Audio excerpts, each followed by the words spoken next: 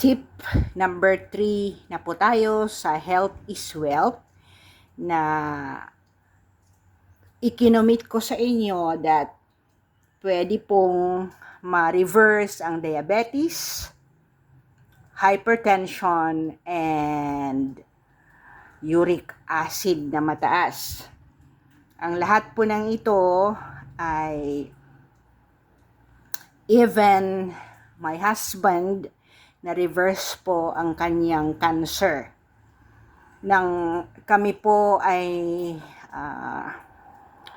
journeying towards curing his illnesses, ako po ay bumalik sa basics. In a sense na nabasa ko po na ang lahat ng illnesses ng tao ay caused ng kaniyang malnutrition or kakulangan ng malnutrition.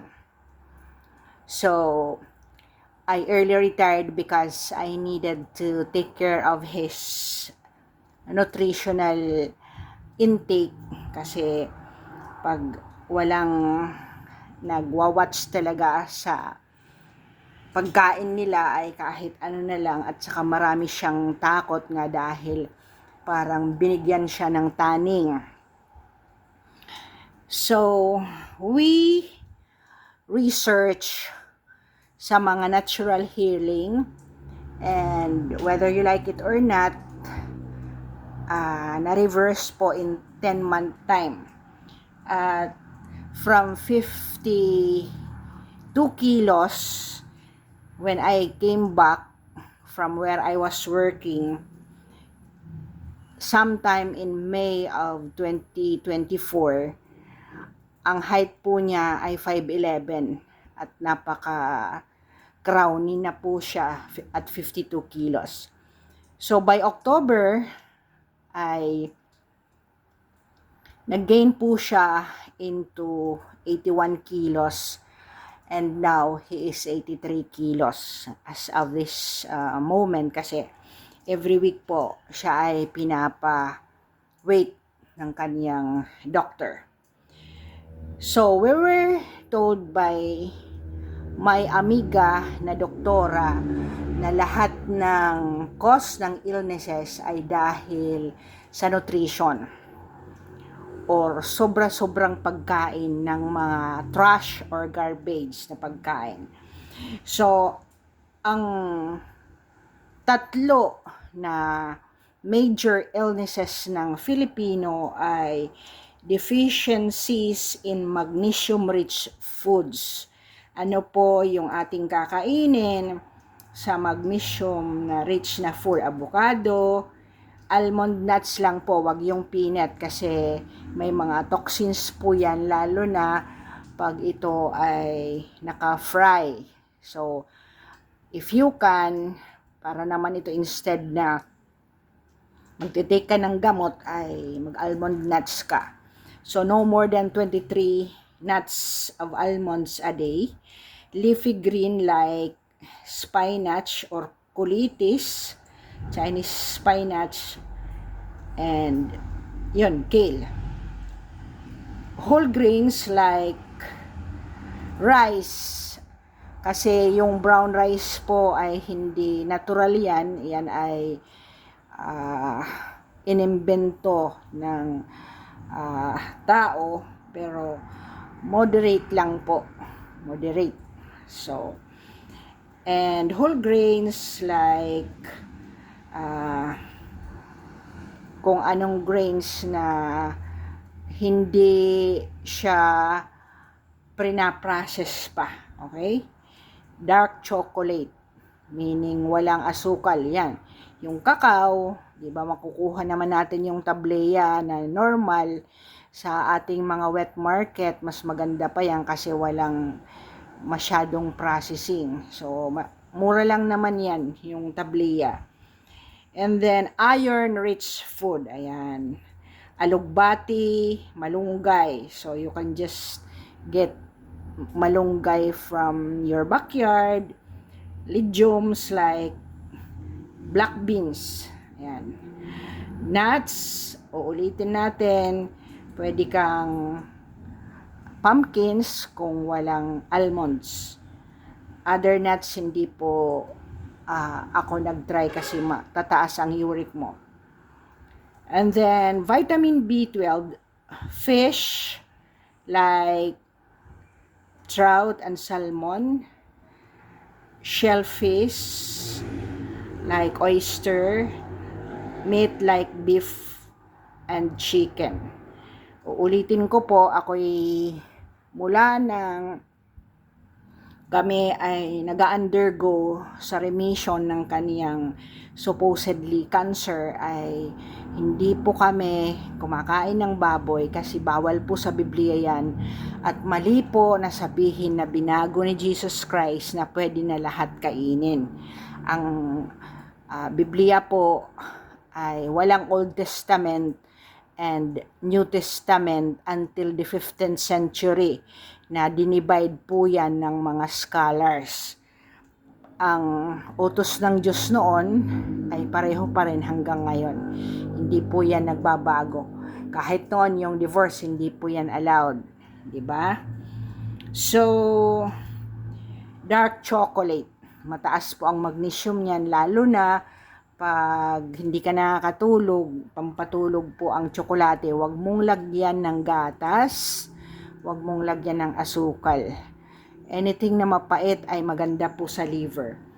Chromium-rich food like patatas, sweet potato, mas maganda po ang kamote, asparagus, and then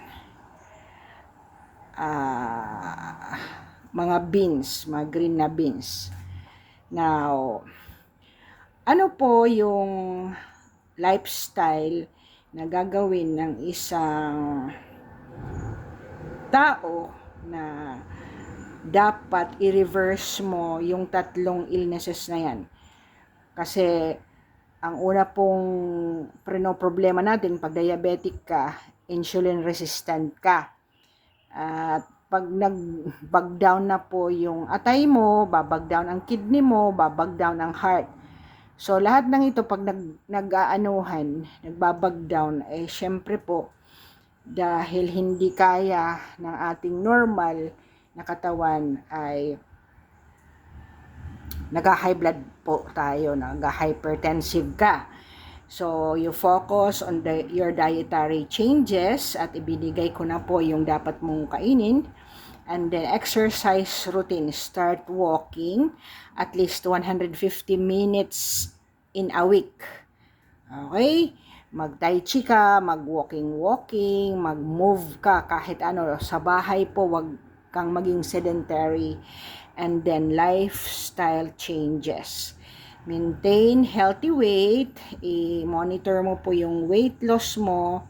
Wag masyadong pa-stress. And then, get quality sleep. Stop watching TV. Stop watching your monitor sa cellphone within 2 hours before sleeping. Kasi po yung blue light. Ayan. Hindi po ako recommend ng extreme, yung puro ka carnivory or puro veggies ka. Ang akin po ay moderation in all things. You listen to your body. Ikaw po ang makikinig sa sarili mo. No one doctor can cure you except yourself, and you resolve to be cured. So, yun po yun. Ako po ay nag-intermittent fasting from 5 p.m. ang last na meal ko, at saka ang susunod na meal ko either 7 in the morning or 8. Ayoko rin yung 1 meal a day, yung umad. Kasi, yun, magdideplete ang nutrients mo. Hindi ka makakatulog kung kulang ka pa rin sa nutrients. So, you Google for yourself, kasi ikaw lang ang makaka-Google niyan kung ilang taon ka na, may mga free diet plan po. Ilang taon ka na, ilang weight ang ideal for your age and height. Kasi not all the same. Kasi kung matanda ka na rin, hindi na rin maganda. Kagaya ko, halimbawa, I'm 5'4" na dapat 52 kilos lang ako. Hindi rin na maganda yon. So, ikaw po ang meron pong mga BMI at saka binibigay po yung tamang diet and then nutrition na dapat kailangan sa age and height mo. Thank you for listening. Our next will be an extensive discussion kung paano po mare-reverse ang mga ito at yung daily plan mo na gagawin. Do not forget a salt in every drink of water that you have. 0 po yung mga soda. Pinch of salt lang po. You are allowed to have an intake of 3/4 of a teaspoon a day. Kay kung hindi po kayo takot talaga, kagaya ko, talagang I'm over 60, wala pa rin po akong diabetes at blood pressure. May mga time na meron ako, nagtitake kung nire-resetahan, but when I stabilize and I go back to my daily discipline, ay tinitigil ko po ang aking losartan. So, there are times, pero mabibilang po sa aking buhay na ako ay nagtitake ng losartan, and it would not be longer than 3-day intake. Thank you for listening.